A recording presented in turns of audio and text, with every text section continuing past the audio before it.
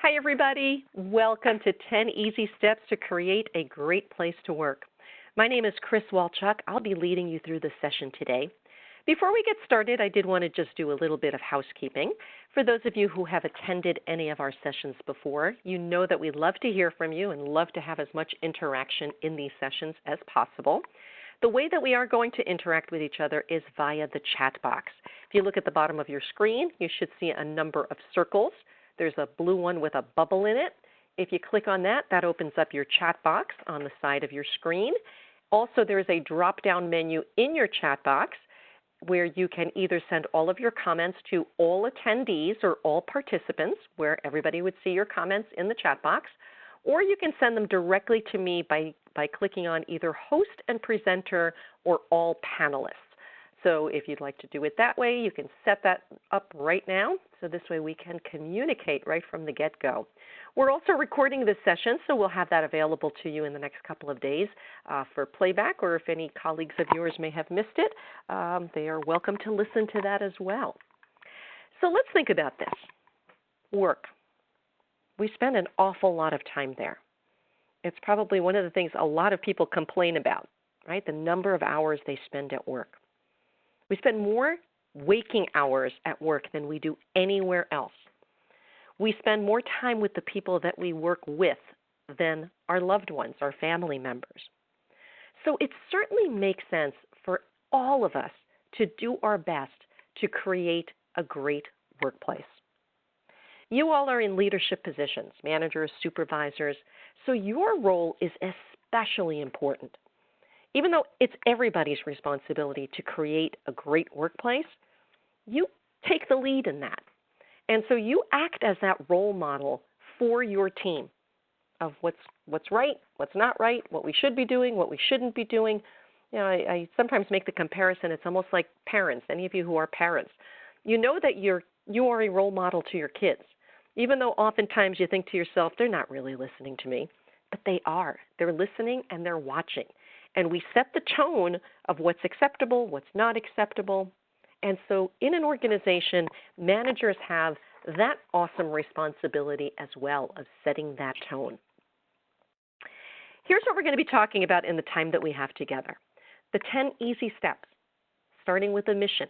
So first we're going to start big picture, right? Organizational types of stuff, a mission statement, a vision, having good benefits, creating a culture within the organization.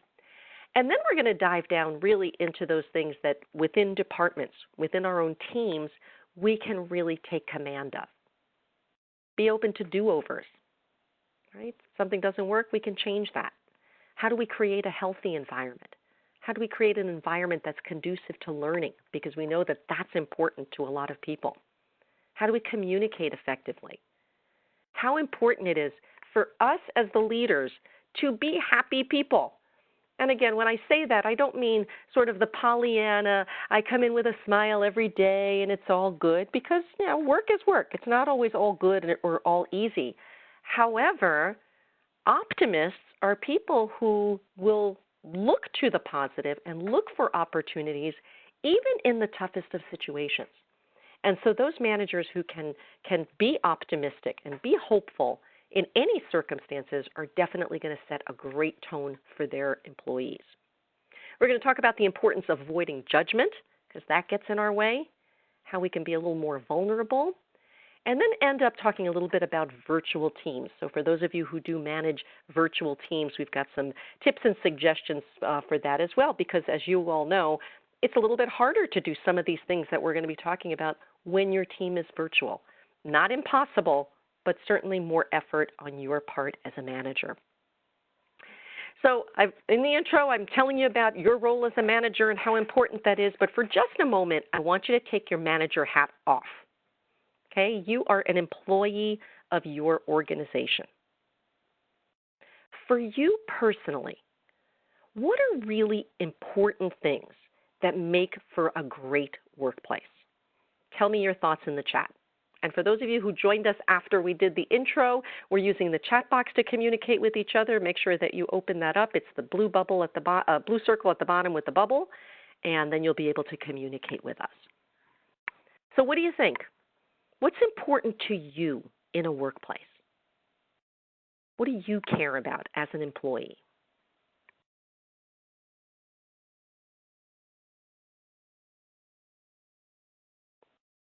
Okay, somebody said having a positive environment. Oh, that is huge, huge, absolutely. Because again, when we can create that kind of a positive environment, even when we're under a lot of stress, we'll be able to manage that much more effectively. Somebody said having a great team to work with. Oh, well, that could make or break it, right? I mean, when you have a great team, when you have people that support you, that you support, that you really are there for each other, it really is amazing how that changes the way people look at work.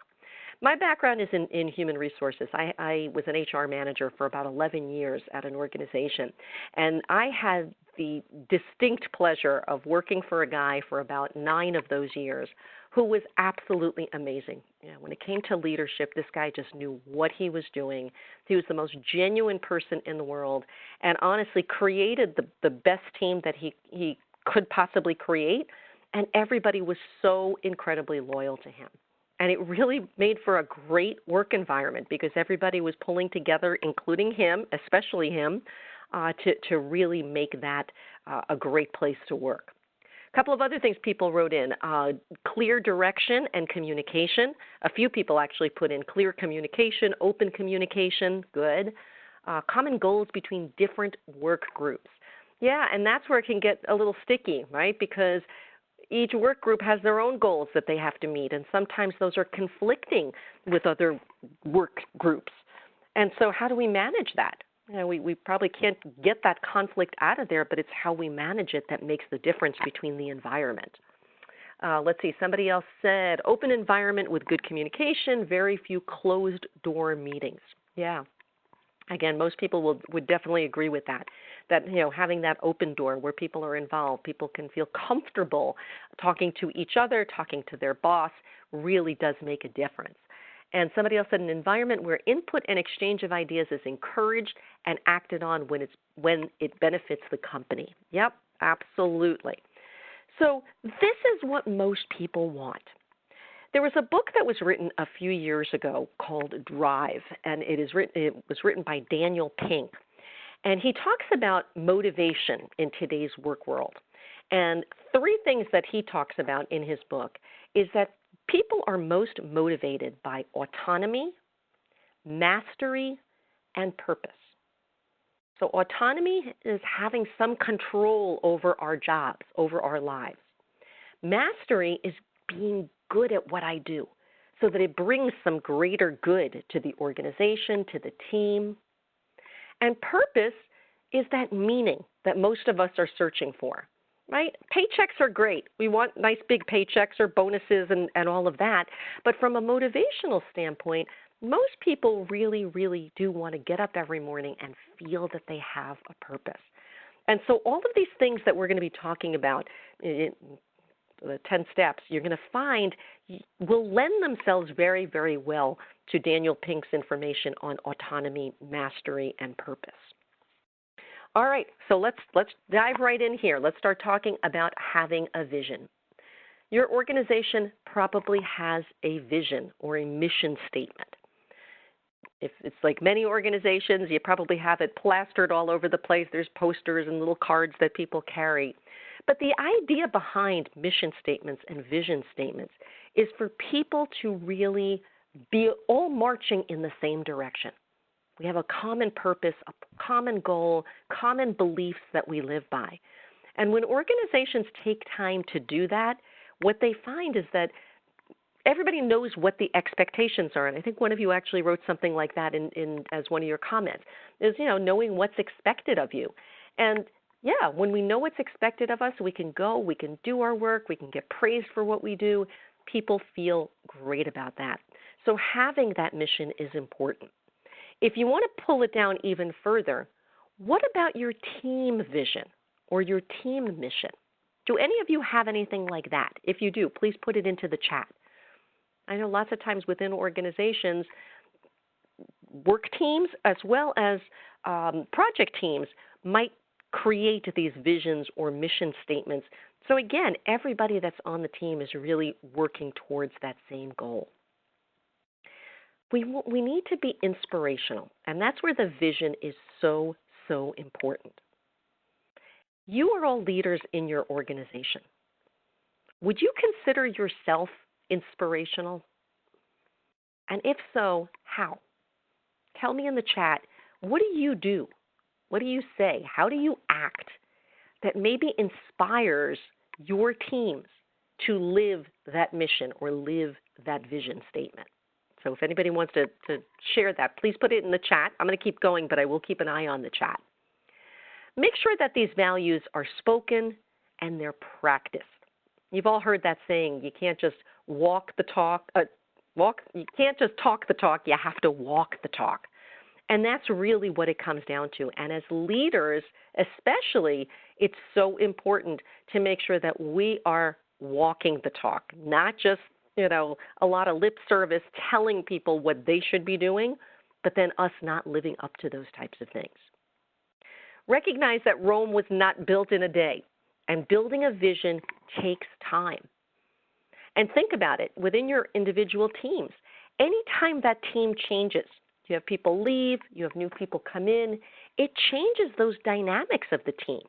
And so it's almost like we're continuously relearning them and reshifting them to apply to the current team that's happening. Assess how many hours you're working. Really think about how much time you put in. How much of it is valuable time? How much of it sometimes do we waste time? But if we circle it back to making sure that, again, we know our purpose, we know our mission, we know our vision, hopefully we can be much more focused in our work, do what we need to do, and then move on. And when you hear of people putting in 60, 70-hour work weeks, that's a lot, right? That's time taken away from their families, work-life balance, all of those things. So we want to be smart about how we work and make sure that we're utilizing our time as effectively as possible. So one person responded to me when I said, what do you do to be inspirational? And they said, smile. I'm going to talk a little bit about that actually in a few minutes. That's a really important thing. And honestly, there are a lot of managers and people in general who truly, truly underestimate how valuable a smile is. It's inviting, it's open, it creates trust, as opposed to somebody who doesn't even make eye contact with people, doesn't even acknowledge people, right? It creates a whole different environment. I don't know about you all, but I like a work environment where people acknowledge each other, where they look at each other, where they smile at each other, they talk to each other, as opposed to, everybody's just got their heads down and not really paying attention to each other. All right. Here's another thing from an organizational standpoint that is obviously really, really important to most employees, and that's our benefits, right? You get your pay, maybe you get a bonus, but there's an awful lot of benefits that go along with the package that people accept when they choose to go with a particular organization. So obviously every organization wants to offer amazing benefits, the best ones you can. Medical, dental, 401k, the EAP, and so many others. As managers, make sure you are aware of all the benefits that your organization offers. Because again, you are that representative to that employee, especially new employees, new hires, potential hires when you're interviewing. And so the more you know and can sell the wonderful things that your organization offers, the better off you're going to be because you're going to get the best people working for you, and the better off the organization is going to be. Things like medical benefits, 401k are really not within your control. I mean, I know in some organizations, they sometimes have project teams that they pull people from various parts of the organization maybe to help, focus what are the kinds of benefits we want to offer, or if we're going to make some changes or updates and all of that. But for the most part, it's probably upper management and it's probably your benefits folks that are taking care of that. But what about within your departments? What kinds of benefits do people look for that can be helpful? If you've come across any where employees have asked you for particular things or requested things, please put them into the chat. I'd be curious to see what kinds of requests you've gotten. But one important one is things like flexible work arrangements. That's a huge one for a lot of people, especially our millennials. They really are into work-life balance, kind of working on my own terms, my own time. It goes back to that autonomy that Daniel Pink talked about. So if we can offer people some flexible time benefits, maybe flex time, where you have a core number of hours that people are working, and then on either side they can come in either later and stay later, or come in earlier and leave earlier. That helps with commuting and traffic and dropping children off at daycare and things like that. What about part-time options? Is that even a possibility? What about telework? Do you use virtual work arrangements? Because again, for a lot of people, those are real pluses. Even if it's not something that they do on a regular basis, but the opportunity to do that on occasion. Maybe if there's bad weather. Maybe if it's a busy time and they want to put in more time at work, but they have long commutes. So recognizing what's available, what does your organization say is available in terms of your policies, but also within your departments, what are you willing to do? Being compassionate and understanding and creating that kind of an environment. That is a huge one for most people. Right? When an employee feels like their company cares about them as an individual, not just a number, not just an employee, but truly for who they are, people will move mountains for their bosses and for their organizations when they feel that way. And sometimes it's not that hard to just be a little bit compassionate, especially if people are going through a tough time. Maybe somebody's got some issues at home. Maybe they have some temporary concerns, child care issues, elder care issues, anything like that that might be interfering with them doing as good a job as they typically do. But that kind of compassion and understanding can make a big difference. How about their workplace setup? Do they have the tools to do their jobs? Right? If you're asking me to do something, but I don't have a particular computer program and I can't get it on my computer, or I don't have basic supplies that I need, it makes it harder to do my job. And one of the things as managers that we want to do is make sure that we are doing everything that we can to make it easier for people to do their jobs. Because sometimes they can't control some of those types of things, but managers can. How about the decor and feel of the office? So for those people who do work in an office on a regular basis, what does it feel like in your office? Is it friendly? Is it engaging? Or is it, again, that quiet place that nobody's talking to each other? I have the wonderful benefit of going to different organizations all the time. If I'm not on a webinar, I am physically in organizations' facilities, and I have seen it all. I have seen the most amazing kinds of work environments. I've seen ones that were so engaged and people were so connected to each other. And I've also seen the ones where literally you can hear a pin drop because nobody is talking. Everybody's at their desks with their heads down. Nobody's even looking up when you walk by their cube. It's almost like a sterile type of an environment. Most people, again, would prefer a little bit, maybe they don't want a whole lot of socializing, but certainly knowing that they can interact with other people and feel comfortable. Even something as silly as, can you put stuff on your desk? Can you have pictures of your family? Can you have little toys on your desk? Can you have a plant in your space? Some organizations welcome that. Others don't want that because they want it all to look the same. But if I'm there for 8 or 10 hours a day, I'm going to feel more comfortable if I can have that picture of my kids on my desk or whatever it is that makes it feel a little bit more homey. Similarly, dress policies. Right? What's your dress policy? Is it a business casual, or do people get dressed up every day? It's tough to monitor those things sometimes. Again, having an HR background, I remember, and I'm aging myself here, the days when everybody dressed up for work every single day, and we started experimenting with casual Fridays, letting people dress down a little on Fridays. And we came up with all these policies and procedures on what you can and what you can't do and all of that. So a lot has happened in the last 25 years.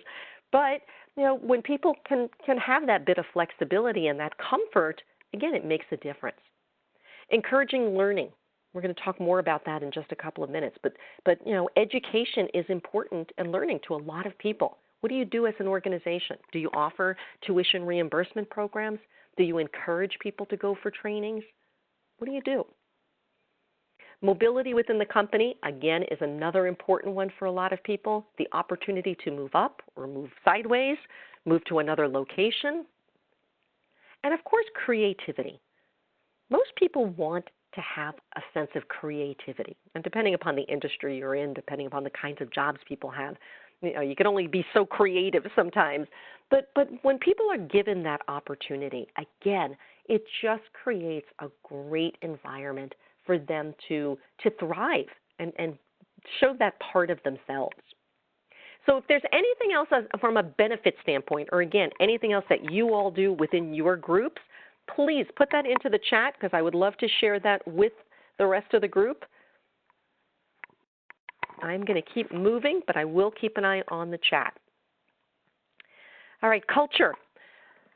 So again, what is the culture of your organization? Like I said, when I go and visit different companies, I can tell, by the way people interact with each other, by the way people are dressed, what that culture is. Is it more casual? Is it much more formal? Within your teams, do you allow the members, your team members, to create the culture of your team? One of the things that we can do to really create a great culture is build trust. Trust is just such a critical thing. We know that, right? In any relationships that we have, trust is absolutely paramount.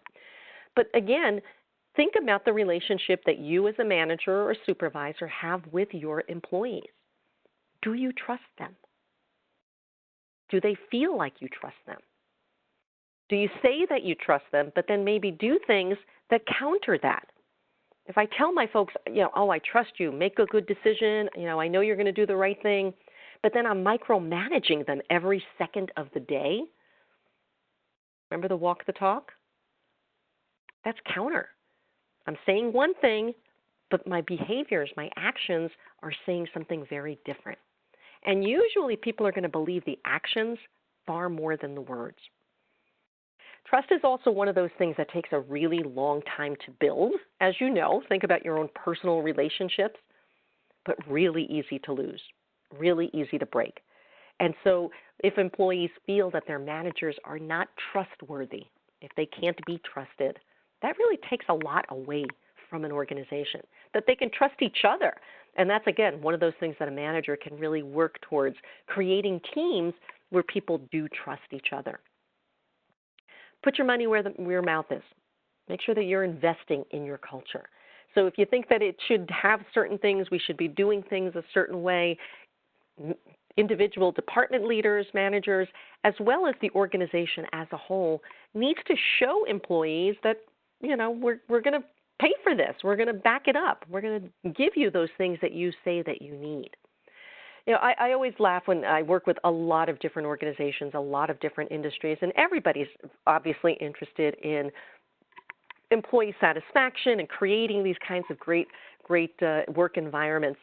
But what's interesting is, so people every so often, or organizations, I should say, do surveys, and then they don't do anything with the survey. So they get all this feedback from people saying, we should do this, we should do this, we should do this. And at best, they sometimes report back what's going on, but they don't always take any of the advice. They don't implement those things. Well, that's almost worse than asking the question in the first place. Because if you're going to ask me, please take what I'm saying seriously as an employee. And if you don't act on any of those things, or at least explain why we can't do certain things, that definitely takes away from that trust and creating that positive culture. Fun. How many of you like to have fun at work? Give me a yes in the chat box if you do. Fun has always been an important thing for me. If it's not fun, I don't know that I want to be there for the kinds of hours that are expected. And fun can come in a lot of forms. And lots of times, again, managers are worried if it's too much fun, people aren't going to take their work seriously. Well, no, we're not talking about goofing around all day long and not doing our work. We're just saying create an environment where people, again, can feel like work is fun. Work can be fun. Some of you may have heard of the fish philosophy. There's a seafood market in Seattle, Washington. I think it's called Pike's Market. I don't know. Google fish philosophy. It'll come up. But anyway, so what they did was they created this environment where fun is a really important part of their culture. Think about it. It's a fish market. There's not a lot of fun things about a fish market. It's stinky and smelly, and it's heavy work, it's hard work. But yet they created this environment where employees are just having a great time with each other, with their customers. So they're flinging fish overhead, they're making the fish dance and talk and things like that. They're just having a lot of fun. And guess what? They're extremely productive. Their sales have gone up. They make it really fun for the customer. So, even though, when we think of fun, we think more that's kid stuff, it's not kid stuff. And if it is, we're just big kids. And we want to have fun too. And we can still be serious about our work in doing so. Celebrating things like holidays, birthdays, any kinds of events that are meaningful to your team members. Somebody has an anniversary with the company or whatever. They're getting married, they're having a baby, whatever it is. But again, that's showing that we take an interest in people as an individual, not just as, whatever their job title might be. And always encourage colleagues to speak to one another. We're going to talk about communication in just a couple of minutes, but it's so critical that we talk to each other, that managers are talking to other managers, that managers are talking to their subordinates, that team members are talking to each other. Having that honest, direct communication really is key. So I have a question for you. What about some of the niceties? Is it important for you, especially as managers, but really all of us in organizations, to say hello, acknowledge people, say good morning when you're coming in or goodbye when you leave? What do you think? Is that an important thing? And if so, why do you think so? And if you don't think it's an important thing, I'd like to hear your thoughts on that too. Why not? Does it even make a difference?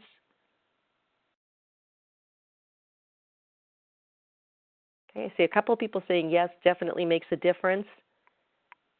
Creates, a good environment. Yeah. I mean, think about it. When we acknowledge each other that way, it's showing respect, it's building those relationships, that trust. But lots of times you have people who don't even look at each other. They don't make eye contact with anybody. They just come in, they go to their spot, and that's it. Sometimes even managers who do that. And that really does set a negative tone to any kind of workplace. Somebody said, very important, it makes employees feel valuable. Absolutely. And then somebody else said, absolutely, it's just good manners and means you acknowledge other human beings. Yeah, absolutely. So don't take that for granted. And, again, look, we're all busy. And lots of times, we're preoccupied with what we're doing, and we may not necessarily see that person and say hello. That's not what we're talking about, those rare occasions when that happens. We're talking about those people who chronically just don't even make connections with people. That creates a negative environment, a negative culture, and that really doesn't help to encourage people and motivate people. All right, let's see what else. Be open to do-overs. So recognize that sometimes when we have employees, they can be long-term employees. They could be doing a job for a really long time, but now we're changing processes. We're changing procedures. We're moving to new technologies. That can be really fearful for a lot of people, especially some of your old-timers, people who've been around for a while. Make sure that you are retraining your employees so that they have the skill and the confidence to do the jobs that are expected of them. Act as that trainer. Act as that coach. Explain to them when we're doing something new, or if you're asking them to take on a new task. One of an important role of a manager or a supervisor is delegation. But the problem with delegation is a lot of people do it wrong.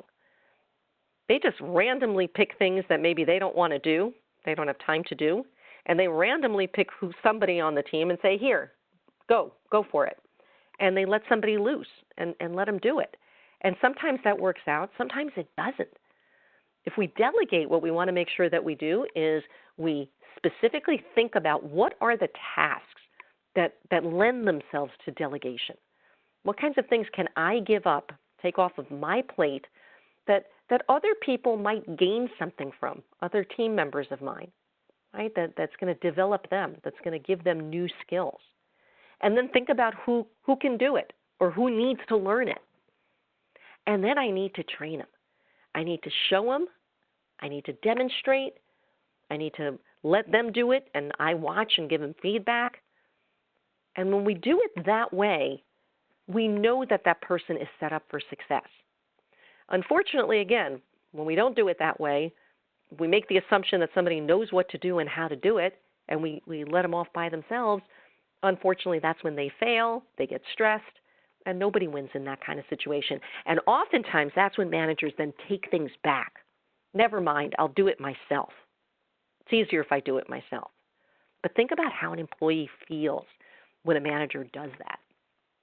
The cool thing about everything that we're talking about here and all of these things that we as managers should be doing is knowing, look, we're all employees too, right? If I asked you in the beginning of this session, think about the best boss you ever had.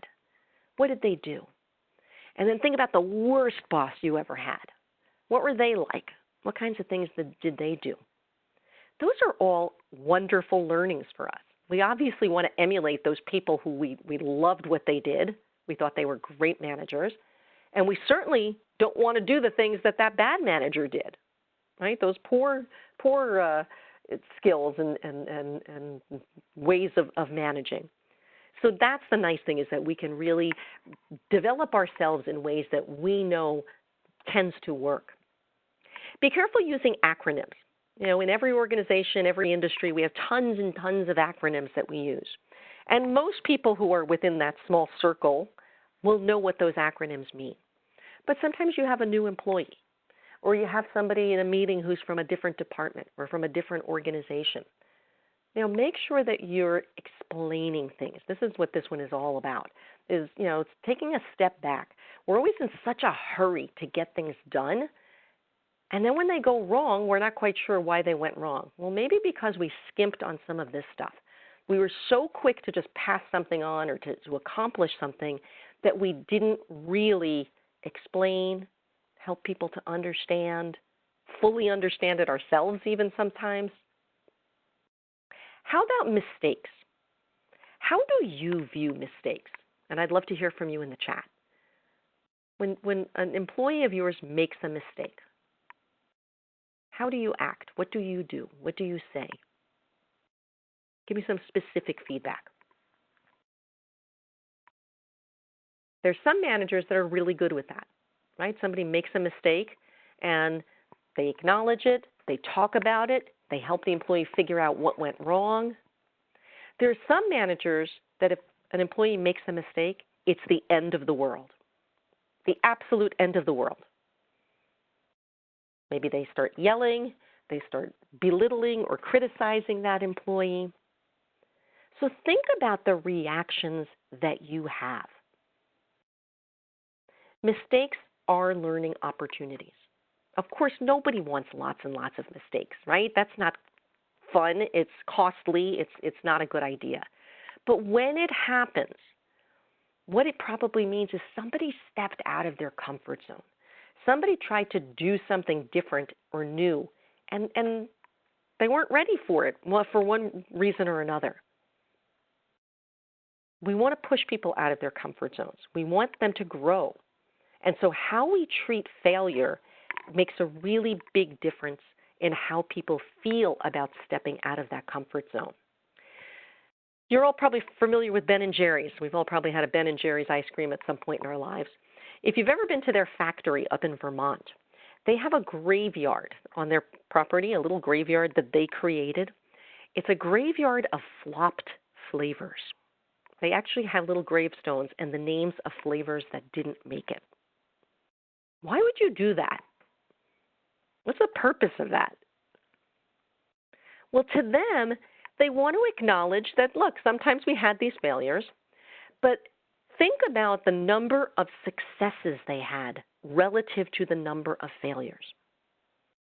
If people at Ben and Jerry's didn't take risks, didn't take chances, they would be serving vanilla, chocolate, and strawberry ice cream, and that's it.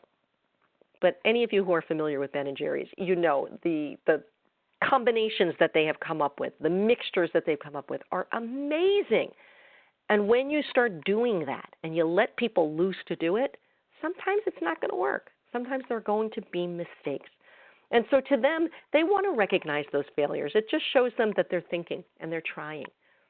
And so they set that example at Ben and Jerry's that it's okay to fail.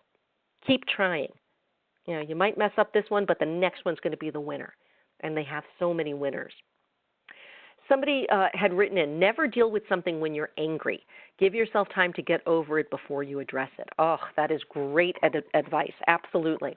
Because think about it, you know, whether it's at work, whether it's in our personal relationships, when we act out of anger, the chances that we're going to say or do something that we're going to be sorry about later are probably pretty good. And so we want to make sure that you know, we give ourselves that time to cool down, think it through, maybe even sleep on it, and then approach the situation a little bit more rationally. Somebody said if you have to have a hard, serious conversation, practice, review it before you have to. Make sure you're prepared. Another great piece of advice. Absolutely. Because once again, you know, these are important conversations. You know, remember I made the comparison before to our kids, you know, and lots of times we don't think our kids are really, really listening to us, but they are, and they're taking all of this stuff in. And so if we're just reactive to situations with our employees, again, we're probably not going to be at our best. The best is not going to come out. But if we step back, think about it, practice it, review it, yeah, we were going to be much more prepared for it, and more than likely it's going to come out much better. Somebody else said use mistakes as training opportunities. Absolutely, that's right, because it really is. And then, again, it encourages people to try harder because of your reaction and that willingness to step out of their comfort zone. Somebody said allow the associate employee to fix it themselves. Yeah, that's another important one. So encouraging that, but being there as the coach. Right? Think about if you've ever had a coach in your life, whether it was because you were on a sports team or maybe at work you had some sort of a coach or a career coach. That's what they do. They don't fix it for you. They don't tell you exactly what to do. But what they do is they encourage you. They give you a lot of information that you otherwise might not have, and they help you to get through that. And then finally somebody said understand the situation and teach to make it right. Absolutely. So again, these are really big deals. You know, the way people are treated day in and day out really does make a difference on how they view their organization and how motivated they really are. We also want to create a healthy environment. You know, I know a lot of organizations are starting to get into much more in terms of their wellness programs, offering wellness kinds of seminars. We do a lot of those, obviously, through the EAP. You know, having competitions and things like that. Lots of insurance companies now through our medical benefits are offering, you know, not necessarily Fitbits, but those types of mechanisms that people can wear and get enough steps in and log their food and sleep and all of those great things. So as managers, we want to encourage those healthy habits. But again, you're the role model. If they don't see you practicing the healthy habits, why should they? Things like exercising on a regular basis, things like eating right. Even when you bring in food for meetings, do you tend to bring in the pizza and the donuts, or do you tend to bring in more healthy snacks? I have one client that I go to that I absolutely love. Whenever we do a lunch and learn, they always have a little bit of a spread. They don't do lunch actually, but it's more smaller things. And it's always these amazing healthy things, like they do these great smoothies and, you know, granola bar things and stuff like that. But really, lots of fresh fruit, but that encourages, again, that kind of positive behavior for people to be practicing. Things like treadmill stations, workplace treadmill stations. I have a neighbor of mine who actually works from home most of the time. She's a manager at a pharmaceutical company, and she's got one of those treadmill desks. And she said she spends a lot of her time in meetings all day long. She said on a day of meetings, she sometimes clocks 13, 14 miles on this treadmill. Imagine how healthy that is instead of sitting, right? We hear so much about people being sedentary and how that's like the new smoking as far as, bad for our health. And so when people can, have something like that, if it's possible, again, not every organization can offer that. What about sit and stand kinds of adjustable desks where people could at least stand up if they want? They don't have to be sitting all day long. I did a session a few weeks ago on, staying healthy in the workplace, and we were talking about walking meetings. And, instead of just, again, sitting around a conference table on a nice day, why not, 2, 3, 5, however many people, you go walking, especially if your facility has grounds or a campus kind of a setting.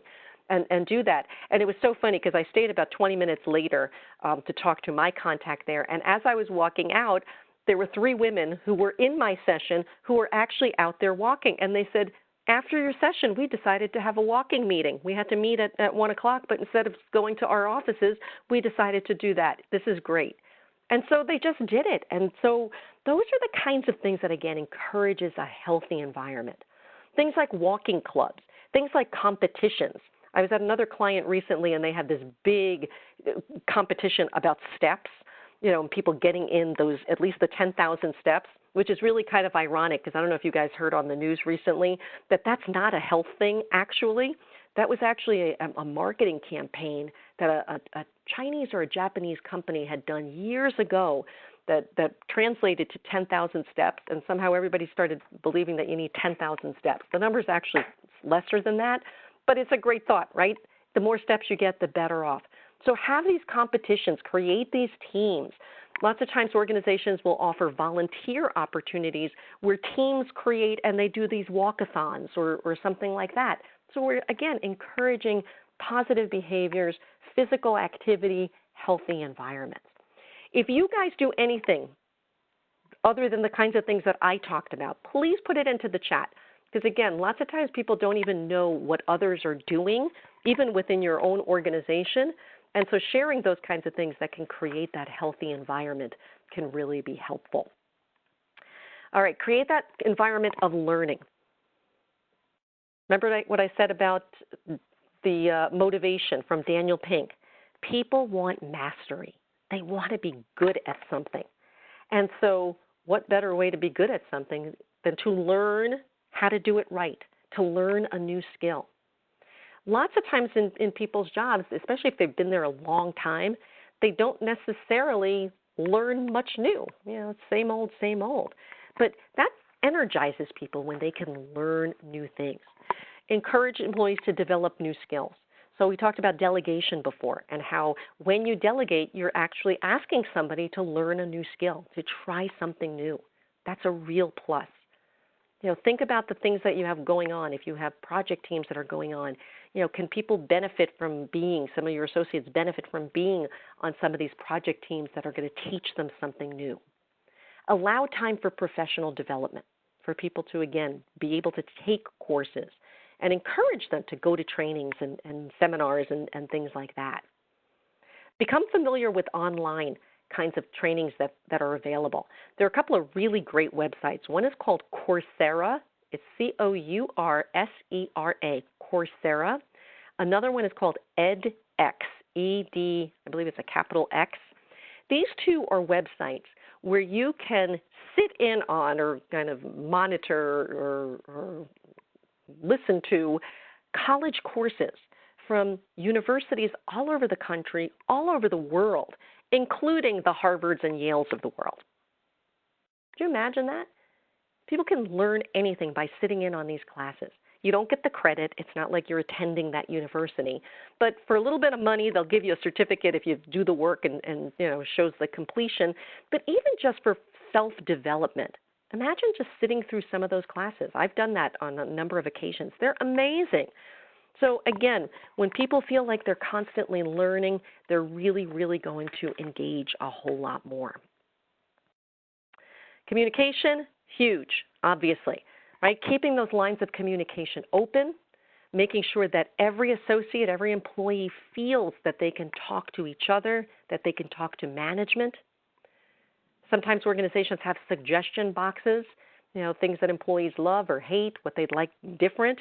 The only danger with a suggestion box is similar to what I said about employee satisfaction surveys, is you got to do something with it, with the suggestions, or you got to let them know why we're not doing it.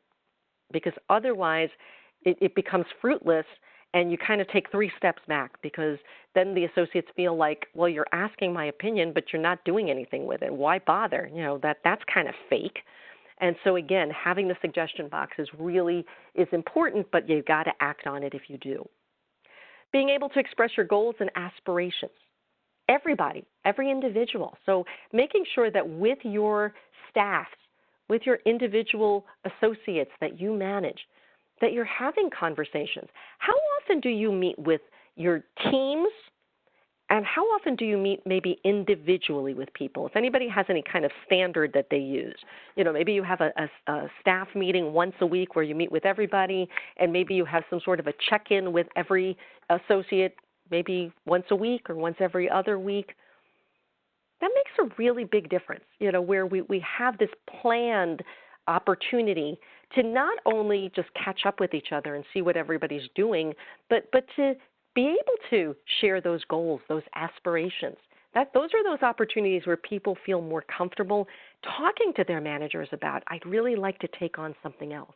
I'd really like to learn a new skill. I'd really like to go back to school. And so again, those conversations are really, really valuable. Somebody said, I meet with my direct reports individually weekly. Excellent. That's excellent. That is just such a great practice. And anytime we talk with managers who do that kind of thing, that invest that time, the payback is so much greater in terms of the relationship that they have with them, the openness, the trust level, all of that. So it is worth that half hour or whatever it is that you invest in each of those people on a weekly basis. And of course, make sure employees feel appreciated. Because look, it's hard sometimes going to work, right? We deal with a lot of stress, we deal with a lot of issues, and if people feel like they're putting in 110% and their boss doesn't even acknowledge it, that doesn't feel good. Have worked both as an HR person and in my consulting role with a lot of managers over the years, and we talk about how important feedback is, both corrective feedback, obviously, if they're doing something wrong or they could be doing something better, but positive feedback. And I would sometimes hear from managers, well, I don't give a lot of positive feedback because it's their job. They're supposed to do that. Or if I give too much positive feedback, they'll get lazy. They won't do it. They won't do what they're supposed to do. Wrong and wrong. That's not how it works. People need to hear when they're doing a good job. When you give positive feedback, make sure it's as specific as you possibly can. What is it that they did really well? Don't just say, great job, but what did they do? Tell them. Because guess what? If they start seeing the kinds of things that you like and you praise for, they're going to give you more of that. And so by having that open communication and letting them know how appreciated they really are, it absolutely makes a big difference. A couple of other people also wrote in that they have one-on-ones with their staffs every week. Excellent. Perfect. All right. Let's talk about being a happy person. So I said before, you as leaders really are those role models, right, of what environment we want to have, what kind of an environment on our team we want to have. Attitudes are very, very contagious, both positive attitudes and negative attitudes. And so it starts from the top. If a manager's got a really lousy attitude, guess what? That's going to rub off on their staffs. If a manager has an amazing attitude, a positive attitude, that too can rub off on their folks. But listen, you could always have one bad apple. But be careful of that, because that one bad apple can spoil the bunch if you let it. So if you see within your staffs people who are being really negative, who are being overly critical, you want to have some conversations there. You want to do some things to hopefully change that person's attitude, because they could spoil it for everybody else.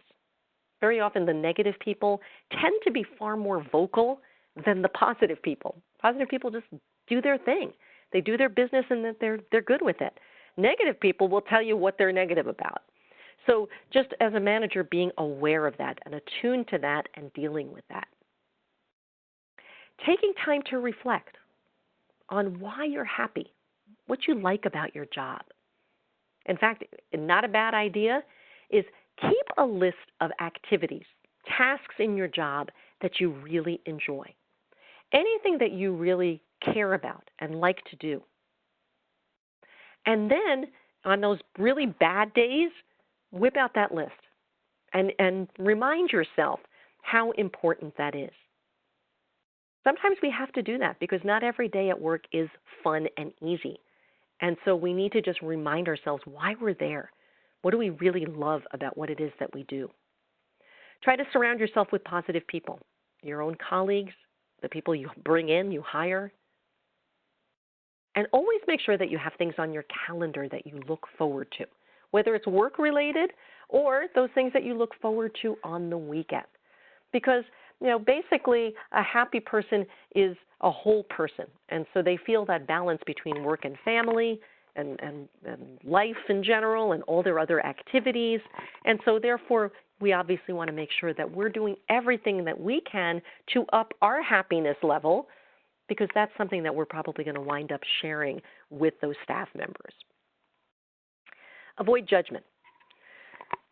Look, we're all judgmental. As much as we'd like to think that we're not, we are. But, if we can withhold judgment, avoid judgment to some extent, then what we're probably going to do is find that we're open to more ideas. And if we are open to more ideas, people are going to give us more ideas. It's sort of like, think about a brainstorming session, right? If you're brainstorming with a bunch of people, if it's the environment where everybody's feeling good and comfortable and safe, people will come up with all kinds of stuff, even if it's crazy. But then what we do is we go back. After we have it all on the flip chart or on the whiteboard, we go back and we say, is this realistic? Can we do this? How would we do this, right? And we back into or back out of some of these things. But think about those times when maybe you're brainstorming about something, and the minute something comes out of someone's mouth, there's somebody there saying, we can't do that. That's not going to work. The naysayers. Well, think about how that squashes ideas. How people just don't, will shut down and not participate if they have somebody who's just beating up on their ideas. Are you that person who beats up on ideas? From a manager's perspective, you don't want to do that because then they're not going to share them with you. They're not going to engage your staffs. And also, if you have, again, those naysayers on your team that are squashing other people, you need to set some ground rules. We're going to have this meeting. We're going to talk about this. There's going to be no negativity. There's going to be no squashing of anything until we're ready to really look at the reality of this. Let's just get all our ideas out there. And so when we do that, again, it helps us to uncover better options, better ways to manage situations, and most importantly, it engages people. Right? We want to expose ourselves to all kinds of people, all kinds of scenarios. And encourage your folks, again, to try things. We talked already about making mistakes and taking risks and all of those kinds of things. But sometimes, again, people are a little worried or scared of change when it happens. Make sure that you're somebody who pushes yourself into that uncomfortable zone sometime. And then encourage your people to do the same. Try it. You might like it. They might like it. But that fear sometimes holds us back. So we want to, again, make sure that we're encouraging those kinds of behaviors so that people really feel like they are gaining that mastery, right, that Daniel Pink talked about, and becoming the best that they could possibly be. Sometimes we need to be a little bit vulnerable. And again, letting our staffs, our associates sometimes see that vulnerable side. But again, most people don't want to show that vulnerable side if there's a lack of trust. So it circles right back to what we said earlier about creating that environment of trust where people, again, not only can rely on each other and share with each other, work kinds of situations, but even personal things that may be bothering them that could get in the way of them being as effective as they possibly could at work. All right, so we're going to start wrapping up here. I want to talk a little bit about leading a virtual team because, again, some of you are doing that. There's plenty of benefits to a virtual team. Obviously, we can have increased productivity because of the time that they're spending working, not necessarily commuting.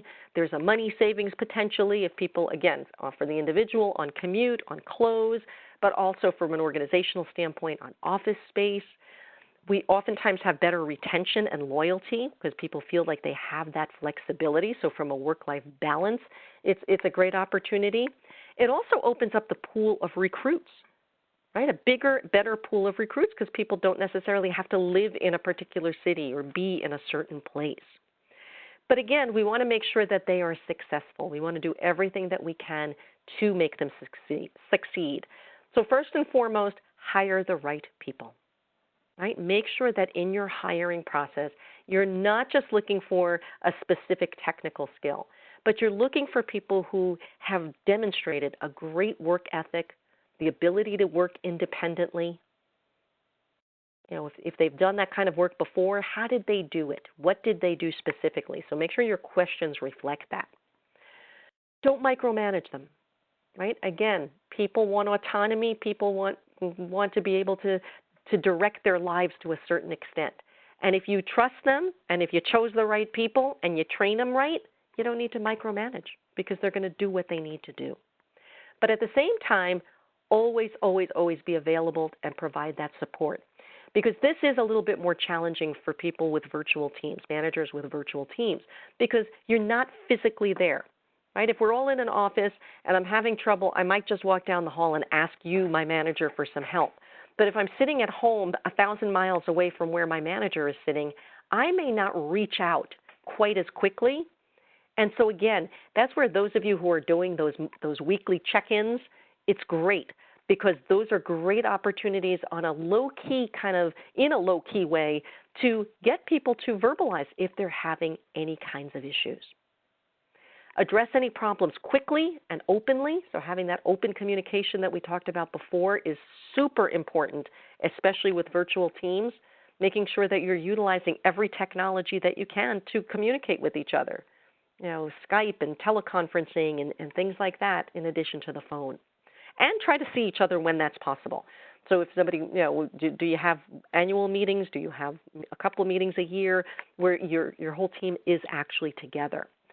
Include them in any kind of team building activities, especially if you tend to do things with a group in the office, but you do have some remote people, to the extent that you can invite them or include them, do that. Be careful of their workload because, again, one of the things that we do find with teleworkers is that they tend to put in more time because they're there. They're physically there. It's home. They don't have to commute. And so they actually sometimes are becoming overworked and overburdened because we just figure they have that extra time, but that's not the intent of that, right? So we need to just be careful of those workloads and having those reasonable expectations. Wanted to share with you very quickly, Twitter in 2014, which is obviously a few years back now, but was voted a best place to work, and a lot of it had to do with the kind of an environment that they created, where people had pride in their work, where their opinion counted, it was asked for and it was counted.